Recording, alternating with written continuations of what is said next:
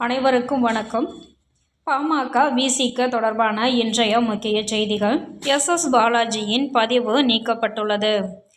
செல்வ பெருந்தகையை கண்டித்து எக்ஸ் பதிவு தற்பொழுது நீக்கப்பட்டுள்ளது. பாமக ராமதாஸ் இடம்பெற்றால் திமுக கூட்டணியிலிருந்து விலகுவோம் என விசிக முடிவு செய்ததாகவும், ராமதாசும் திருமாவளவனும் உட்கார்ந்து பேசினால் பிரச்சனை தீரும் என்று செல்வ பெருந்தகை கருத்து தெரிவித்துள்ளார். இதற்கு கண்டனம் தெரிவித்து எக்ஸ் பக்கத்தில் எஸ் பாலாஜி அவர்கள் பதிவிட்டிருந்த பதிவு நீக்கப்பட்டுள்ளது. அவர் பதிவிட்டிருந்தது என்ன என்பதை பார்ப்போம்.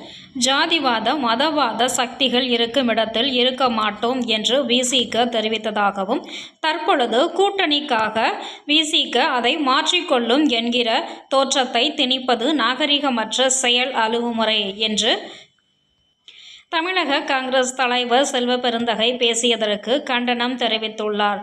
அதைத் தொடர்ந்து எஸ் பாலாஜி அவர்களுடைய பதிவு நீக்கப்பட்டுள்ளது.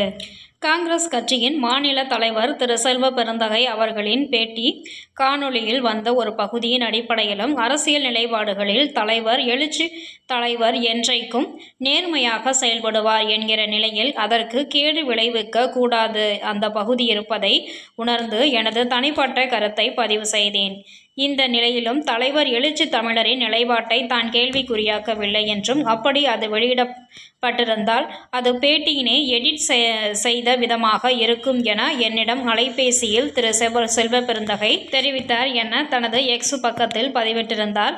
அதைத் தொடர்ந்து அந்த பதிவு நீக்கப்பட்டுள்ளது. ராமதாஸ் திமுகவில் கூட்டணிக்கு பேச்சுவார்த்தை நடந்து கொண்டிருக்கிறது.